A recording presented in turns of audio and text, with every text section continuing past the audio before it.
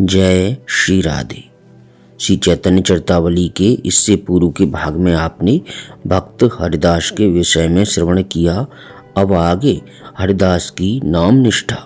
भक्तराज प्रहलाद जी कहते हैं, राम नाम जपताम कुतो भयम सर्वताप समनैक भेषजम पश्यतात माम गात्र सन्निधो पावको अपि सलिलाय ते अधुना। अर्थात अग्नि में जलाए जाने पर भी जब प्रहलाद जी न जले तब वे अपने पिता हिरण्यकशिपु से निर्भीक भाव से कहने लगे, श्री राम नाम जपने वाले को भला भय कहाँ हो सकता है, क्योंकि सभी प्रकार के आधि भौतिक आधि दैविक और आध्यात्मिक तापों को शमन करने वाली राम नाम रूपी महारसायन है। उसके पान करने वाले के पास भला ताप आ ही कैसे सकते हैं। हे पिताजी, प्रत्यक्ष के लिए प्रमाण क्या, आप देखते नहीं मेरे शरीर के अंगों के समीप आते ही उष्ण स्वभाव की अग्नि भी जल के समान शीतल हो गई, अर्थात वह मेरे शरीर को जला ही न सकी। राम नाम का ऐसा ही महात्म्य है। जप तप भजन पूजन तथा लौकिक पारलौकिक सभी प्रकार के कार्यों में विश्वास ही प्रधान है। जिसे जिस पर जैसा विश्वास जम गया उसे उसके द्वारा वैसा ही फल प्राप्त हो सकेगा। फल का प्रधान हेतु विश्वास ही है। विश्वास के सम्मुख कोई बात असंभव नहीं। असंभव तो अविश्वास का पर्यायवाची शब्द है। विश्वास के सामने सभी कुछ संभव है। विश्वास के ही सहारे चरणामृत मानकर मीरा विषपान कर गई। नामदेव जी ने पत्थर की मूर्ति को भोजन कराया। धन्ना भगत के बिना बोया ही खेत उपजाया और रैदास जी ने भगवान की मूर्ति को सजीव करके दिखला दिया। ये सब भक्तों के दृढ़ विश्वास के ही चमत्कार हैं। जिनकी भगवान नाम पर दृढ़ निष्ठा है उन्हें भारी से भारी विपत्ति भी साधारण सी घटना ही मालूम पड़ने लगती है। वे भयंकर से भयंकर विपत्ति में भी अपने विश्वास से विचलित नहीं होते। ध्रुव तथा प्रहलाद के लोक प्रसिद्ध चरित्र इसके प्रमाण हैं। ये चरित्र तो बहुत प्राचीन हैं। कुछ लोग इनमें अर्थवाद का भी आरोप करते हैं, किंतु महात्मा हरिदास जी की नाम निष्ठा का ज्वलंत प्रमाण तो अभी कल ही परसों का है। जिन लोगों ने प्रत्यक्ष में उनका संसर्ग और सहवास प्राप्त किया था तथा जिन्होंने अपनी आंखों से उनकी भयंकर यातनाओं का दृश्य देखा था, उन्होंने स्वयं इनका चरित्र लिखा है। ऐसी भयंकर यातनाओं को क्या कोई साधारण मनुष्य सह सकता है? बिना भगवान नाम में दृढ़ निष्ठा हुए क्या कोई इस प्रकार अपने निश्चय पर अटल भाव से अड़ा रह सकता है? कभी नहीं। जब तक हृदय में दृढ़ विश्वास जन्य भारी बल न हो तब तक ऐसी दृढ़ता संभव ही नहीं हो सकती। बेनापोल की निर्जन कुटिया में वार वनिता का उद्धार करके और उसे अपनी कुटिया में रखकर महात्मा हरिदास शांतिपुर में आकर अद्वैताचार्य जी के सत्संग में रहने लगे। शांतिपुर के समीप ही फुलिया नाम के ग्राम में एकांत समझकर वहीं इन्होंने अपनी एक छोटी सी कुटिया बना ली और उसी में भगवान नाम का अहर्निश कीर्तन करते हुए निवास करने लगे। यह तो हम पहले ही बता चुके हैं कि उस समय संपूर्ण देश में मुसलमानों का प्राबल्य था। विशेषकर बंगाल में तो मुसलमानी सत्ता का और मुसलमानी धर्म का अत्यधिक जोर था। इस्लाम धर्म के विरुद्ध कोई चूं तक नहीं कर सकता था। स्थान स्थान पर इस्लाम धर्म के प्रचार के निमित्त काजी नियुक्त थे। वे जिसे भी इस्लाम धर्म के प्रचार में विघ्न समझते उसे ही बादशाह से भारी दंड दिलाते, जिससे फिर किसी दूसरे को इस्लाम धर्म के प्रचार में रोड़ा अटकाने का साहस न हो। एक प्रकार से उस समय के कर्ता धर्ता तथा विधाता धर्म के ठेकेदार काजी ही थे। शासन सत्ता पर पूरा प्रभाव होने के कारण काजी उस समय के बादशाह ही समझे जाते थे। फुलिया के आसपास में गौराई नाम का एक काजी भी इसी काम के लिए नियुक्त था। उसने जब हरिदास जी का इतना प्रभाव देखा तब तो उसकी ईर्ष्या का ठिकाना ही नहीं रहा। वह सोचने लगा, हरिदास के इतने बढ़ते प्रभाव को यदि रोका न जाएगा तो इस्लाम धर्म को बड़ा भारी धक्का पहुंचेगा। हरिदास जाति का मुसलमान है। मुसलमान होकर वह हिंदुओं के धर्म का प्रचार करता है। सरह की रूह से वह कुफ्र करता है, वह काफिर है, इसलिए काफिर को कत्ल करने से भी सवाब होता है। दूसरे लोग भी इसकी देखा देखी ऐसा ही काम करेंगे, इसलिए इसे दरबार से सजा दिलानी चाहिए। यह सोचकर गोराई काजी ने इनके विरुद्ध राज दरबार में अभियोग चलाया। राज आज्ञा से हरिदास जी गिरफ्तार कर लिए गए और मुलुकपत के यहाँ इनका मुकदमा पेश हुआ। मुलुकपत इनके तेज और प्रभाव को देखकर चकित रह गया। उसने इन्हें बैठने के लिए आसन दिया। हरिदास जी के बैठ जाने पर मुलुकपत ने दया का भाव दर्शाते हुए अपने स्वाभाविक धार्मिक विश्वास के अनुसार कहा, भाई, तुम्हारा जन्म मुसलमान के घर हुआ है। यह भगवान की तुम्हारे ऊपर अत्यंत ही कृपा है। मुसलमान के यहाँ जन्म लेकर भी तुम काफिरों के से आचरण क्यों करते हो? इससे तुमको मुक्ति नहीं मिलेगी। मुक्ति का तो साधन वही है जो इस्लाम धर्म की पुस्तक कुरान में बताया गया है। हमें तुम्हारे ऊपर बड़ी दया आ रही है। हम तुम्हें दंड देना नहीं चाहते। तुम अब भी तौबा अर्थात अपने पाप का प्रायश्चित कर लो और कलमा पढ़कर मोहम्मद साहब की शरण में आ जाओ। भगवान तुम्हारे सभी अपराधों को क्षमा कर देंगे और तुम भी मोक्ष के अधिकारी बन जाओगी। मुलुकपत की ऐसी सरल और सुंदर बातें सुनकर हरिदास जी ने कहा, महाशय, आपने जो भी कुछ कहा है अपने विश्वास के अनुसार ठीक ही कहा है। हर एक मनुष्य का विश्वास अलग अलग तरह का होता है। जिसे जिस तरह का दृढ़ विश्वास होता है उसके लिए उसी प्रकार का विश्वास फलदायी भी होता है। दूसरों के धमकाने से अथवा लोभ से जो अपने स्वाभाविक विश्वास को छोड़ देते हैं वे भीरू होते हैं। ऐसे पुरुषों को परमात्मा की प्राप्ति कभी भी नहीं होती। आप अपने विश्वास के अनुसार उचित ही बोल रहे हैं, किंतु मैं दंड के भय से यदि भगवान नाम कीर्तन छोड़ दूं तो इससे मुझे पुण्य के स्थान में पाप ही होगा। ऐसा करने से मैं नरक का भागी बनूंगा। मेरी भगवान नाम में स्वाभाविक ही निष्ठा है, इसे मैं छोड़ नहीं सकता, फिर चाहे इसके पीछे मेरे प्राण ही क्यों न ले लिए जाएं। इनकी ऐसी युक्ति युक्त बातें सुनकर मुलुकपति का हृदय भी पसीज उठा। इनकी सरल और मीठी वाणी में आकर्षण था। उसी से आकर्षित होकर मुलुकपत ने कहा, तुम्हारी बातें तो मेरी भी समझ में कुछ कुछ आती हैं, किंतु ये बातें तो हिंदुओं के लिए ठीक हो सकती हैं। तुम तो मुसलमान हो, तुम्हें मुसलमानों की तरह ही विश्वास रखना चाहिए। हरिदास जी बोले, महाशय, आपका यह कहना ठीक है, किंतु विश्वास तो अपने अधीन की बात नहीं है। जैसे पूर्व के संस्कार होंगे वैसा ही विश्वास होगा। मेरा भगवान नाम पर ही विश्वास है। कोई हिंदू जब अपना विश्वास छोड़कर मुसलमान हो जाता है तब आप उसे दंड क्यों नहीं देते? क्यों नहीं उसे हिंदू ही बना रहने को मजबूर करते? जब हिंदुओं को अपना धर्म छोड़कर मुसलमान होने में आप स्वतंत्र मानते हैं तब यह स्वतंत्रता मुसलमानों को भी मिलनी चाहिए। फिर आप मुझे कलमा पढ़ने को क्यों मजबूर करते हैं? इनकी इस बात से समझदार न्यायाधीश चुप हो गया। जब गौराई काजी ने देखा कि यहाँ तो मामला ही बिल्कुल उल्टा हुआ जाता है, तब उसने जोरों के साथ कहा, हम ये सब बातें नहीं सुनना चाहते। इस्लाम धर्म में लिखा है, जो इस्लाम धर्म के अनुसार आचरण करता है उसे ही मोक्ष की प्राप्ति होती है, उसके विरुद्ध करने वाले काफिरों को नहीं। तुम कुफ्र अर्थात अधर्म करते हो। अधर्म करने वालों को दंड देना हमारा काम है, इसलिए तुम कलमा पढ़ना स्वीकार करते हो या दंड भोगना, दोनों में से एक को पसंद कर लो। बेचारा मुलुकपत भी मजबूर था। इस्लाम धर्म के विरुद्ध वह भी कुछ नहीं कह सकता था। काजियों के विरुद्ध न्याय करने की उसकी हिम्मत नहीं थी। उसने भी गोराई काजी की बात का समर्थन करते हुए कहा, हाँ ठीक है, बताओ तुम कलमा पढ़ने को राजी हो? हरिदास जी ने निर्भीक भाव से कहा, महाशय, मुझे जो कहना था सो एक बार कह चुका। भारी से भारी दंड भी मुझे मेरे विश्वास से विचलित नहीं कर सकता। चाहे आप मेरी देह के टुकड़े टुकड़े करके फेंकवा दें तो भी जब तक मेरे शरीर में प्राण हैं तब तक मैं हरे नाम को नहीं छोड़ सकता। आप जैसा चाहें वैसा मुझे दंड दें। हरिदास जी के ऐसे निर्भीक उत्तर को सुनकर मुलुकपत किम कर्तव्य विमूढ़ हो गया। वह कुछ सोच ही न सका कि हरिदास को क्या दंड दें। वह जिज्ञासा के भाव से गोराई काजी के मुख की ओर देखने लगा। मुलुकपत के भाव को समझकर गोराई काजी ने कहा, हुजूर, जरूर दंड देना चाहिए।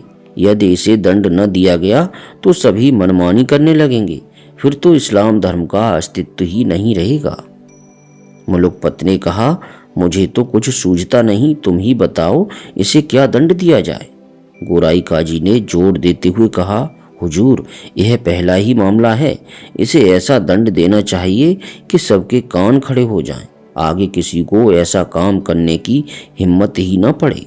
इस्लाम धर्म के अनुसार तो इसकी सजा प्राण दंड ही है, किंतु सीधे साधे प्राण दंड देना ठीक नहीं। इसकी पीठ पर बेंत मारते हुए इसे 22 बाजारों में होकर घुमाया जाए और बेंत मारते मारते ही इसके प्राण लिए जाएं, तभी सब लोगों को आगे ऐसा करने की हिम्मत न होगी। मुलुकपत ने विवश होकर यही आज्ञा लिख दी। बेंत मारने वाले नौकरों ने महात्मा हरिदास जी को बांध लिया और उनकी पीठ पर बेंत मारते हुए उन्हें बाजारों में घुमाने लगे। निरंतर बेंतों के आघात से हरिदास जी के सुकुमार शरीर की खाल उधड़ गई, पीठ में से रक्त की धारा बहने लगी। निर्दयी जल्लाद उन घावों पर ही और भी बेंत मारते जाते थे, किंतु हरिदास जी के मुख में से वही पूर्ववत हरिध्वनि ही हो रही थी। उन्हें बेंतों की वेदना प्रतीत ही नहीं होती थी। बाजार में देखने वाले उनके दुख को न सह सकने के कारण आंखें बंद कर लेते थे, कोई कोई रोने भी लगते थे, किंतु हरिदास जी के मुख से उफ भी नहीं निकलती थी। वे आनंद के साथ श्री कृष्ण कीर्तन करते हुए नौकरों के साथ चले जा रहे थे। उन्हें सभी बाजारों में घुमाया गया। शरीर रक्त से लथपथ हो गया, किंतु हरिदास जी के प्राण नहीं निकले। नौकरों ने आश्चर्य प्रकट करते हुए कहा, महाशय, ऐसा कठोर आदमी तो हमने आज तक एक भी नहीं देखा। प्राय 10-20 ही बेंतों में मनुष्य मर जाते हैं, कोई कोई तो 10-5 लगने से ही बेहोश हो जाते हैं। आपकी पीठ पर तो असंख्यों बेंत पड़े तो भी आपने आह तक नहीं की। यदि आपके प्राण न निकले तो हमें दंड दिया जाएगा।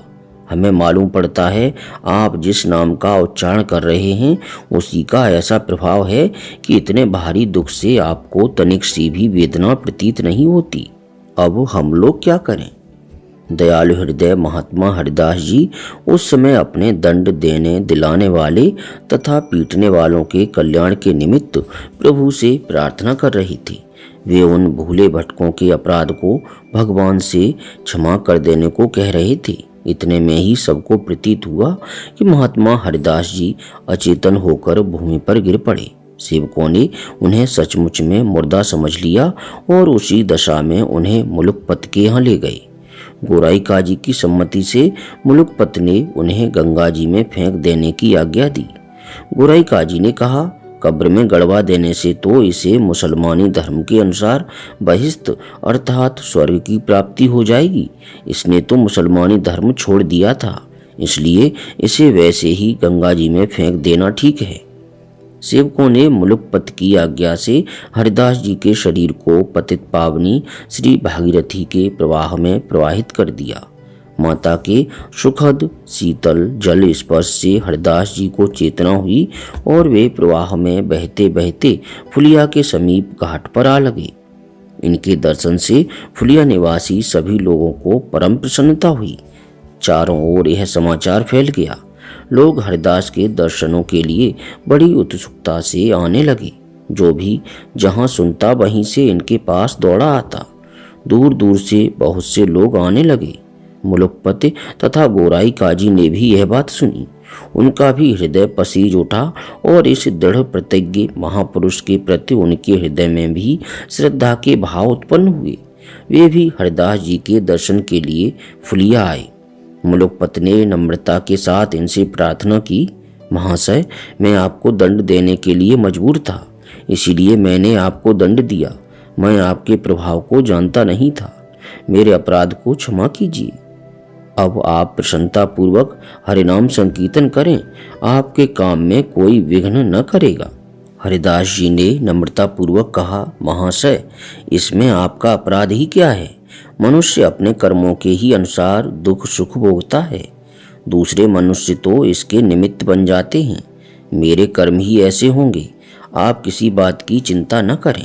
मेरे मन में आपके प्रति तनिक भी रोष नहीं है। हरिदास की ऐसी सरल और निष्कपट बात सुनकर मुलुकपत को बड़ा आनंद हुआ। वह इनके चरणों में प्रणाम करके चला गया। फुलिया ग्राम के और भी वैष्णव ब्राह्मण आकर हरिदास जी की ऐसी अवस्था देखकर दुख प्रकाशित करने लगे। कोई कोई तो उनके घावों को देखकर फूट फूट कर रोने लगे। इस पर हरिदास जी ने उन ब्राह्मणों को समझाते हुए कहा, विप्रगण, आप लोग सभी धर्मात्मा हैं, शास्त्रों के मर्म को भली भांति जानते हैं। बिना पूर्व कर्मों के दुख सुख की प्राप्ति नहीं होती। मैंने इन कानों से भगवान नाम की निंदा सुनी थी, उसी का भगवान ने मुझे फल दिया है। आप लोग किसी प्रकार की चिंता न करें। यह दुख तो शरीर को हुआ है, मुझे तो इसका तनिक भी क्लेश प्रतीत नहीं होता। बस भगवान नाम का स्मरण बना रहे, यही सब सुखों का सुख है। जिस क्षण भगवान नाम का स्मरण न हो वही सबसे बड़ा दुख है, और भगवान नाम का स्मरण होता रहे तो शरीर को चाहे कितना भी क्लेश हो, उसे परम सुख ही समझना चाहिए।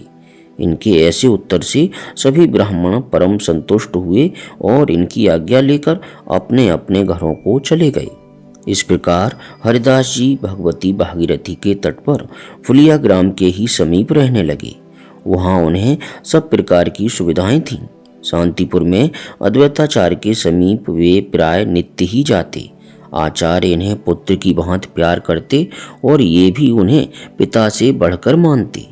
फुलिया के सभी ब्राह्मण, वैष्णव तथा धनीमानी पुरुष इनका आदर सत्कार करते थे। ये मुख से सदा श्री हरि के मधुर नामों का कीर्तन करते रहते। निरंतर के कीर्तन के प्रभाव से इनके रोम रोम से हरि ध्वनि सी सुनाई देने लगी। भगवान की लीलाओं को सुनते ही ये मूर्छित हो जाते और एक साथ ही इनके शरीर में सभी सात्विक भाव उदय हो उठते। एक दिन की बात है कि ये अपनी कुटिया से कहीं जा रहे थे। रास्ते में इन्हें मजीरा मृदंग की आवाज सुनाई दी। श्री कृष्ण कीर्तन समझकर ये उसी ओर चल पड़े। उस समय डंक नाम की जाति के लोग मृदंग मजीरा बजाकर नृत्य किया करते थे और नृत्य के साथ में हरि लीलाओं का कीर्तन किया करते थे। उस समय भी कोई डंक नृत्य कर रहा था। जब हरिदास जी पहुंचे तब डंक भगवान की कालिया दमन की लीला के संबंध के पद गा रहा था। डंक का स्वर कोमल था, नृत्य में वह प्रवीण था और गाने का उसे कुछ अच्छा अभ्यास था। वह बड़े ही लय से यशोदा और नंद के विलाप का वर्णन कर रहा था। भगवान गेंद के बहाने से कालिय दह में कूद पड़े हैं। इस बात को सुनकर नंद, यशोदा तथा सभी ब्रजवासी वहां आ गए हैं। बाल कृष्ण अपने कोमल चरण कमलों को कालिया नाग के फणों के ऊपर रखे हुए उसी अपनी ललित त्रिभंगी गति से खड़े हुए मुरली बजा रहे हैं। नाग जोरों से फुंकार मारता है। उसकी फुंकार के साथ मुरारी धीरे धीरे नृत्य करते हैं। यशोदा ऐसी दशा देखकर बिलबिला रही हैं।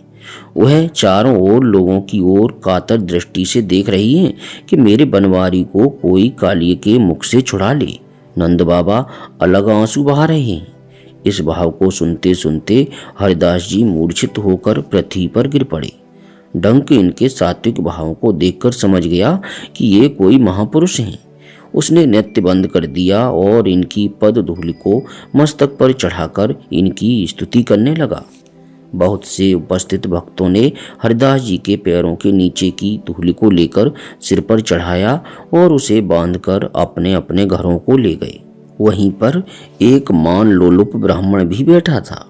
जब उसने देखा कि मूर्छित होकर गिरने से ही लोग इतना आदर करते हैं, तब मैं इस अवसर को हाथ से क्यों जाने दूं। यह सोचकर जब वह डंक फिर नाचने लगा, तब यह भी झूठ मूठ बहाना बनाकर पृथ्वी पर अचेत होकर गिर पड़ा। डंक तो सब जानता था। इसके गिरते ही वह इसे जोरों से पीटने लगा। मार के सामने तो भूत भी भागते हैं, फिर यह तो दम्भी था। जल्दी ही मार न सह सकने के कारण वहां से भाग गया। उस धनी पुरुष ने तथा अन्य उपस्थित लोगों ने इसका कारण पूछा कि हरिदास की तुमने इतनी स्तुति क्यों की और वैसा ही भाव आने पर इस ब्राह्मण को तुमने क्यों मारा। सबके पूछने पर डंक ने कहा, हरिदास परम भगवत भक्त हैं। उनके शरीर में सचमुच सात्विक भावों का उदय हुआ था। यह दंभी था, केवल अपनी प्रशंसा के निमित्त इसने ऐसा ढोंग बनाया था। इसलिए मैंने उनकी स्तुति की और इसे पीटा। ढोंग सब जगह थोड़े ही चलता है, कभी कभी मूर्खों में ही काम दे जाता है, पर कलई खुलने पर वहाँ भी उसका भांडा फोड़ हो जाता है। हरिदास सचमुच में रत्न हैं। उनके रहने से यह संपूर्ण देश पवित्र हो रहा है।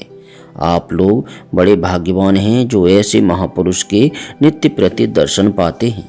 डंक की बात सुनकर सभी को परम प्रसन्नता हुई और वे सभी लोग हरिदास जी के भक्ति भाव की भूरि भूरि प्रशंसा करने लगे। वह ब्राह्मण तो इतना लज्जित हुआ कि लोगों को मुंह दिखाने में भी उसे लज्जा होने लगी। सच है, बनावटी की ऐसी ही दुर्दशा होती है। किसी ने ठीक ही कहा है, देखा देखी साधे जोग, चीजे काया बाढ़े रोग। टी साधकों, हरिदास जी की निष्ठा अलौकिक है। उसका विचार करना मनुष्य बुद्धि के बाहर की बात है। अब प्रेम भक्ति पूर्वक हरिदास जी और महाप्रभु जी का स्मरण करते हुए गदगद कंठ से बोलिए, हरे कृष्ण कृष्ण कृष्ण हरे हरे, हरे राम राम राम हरे हरे।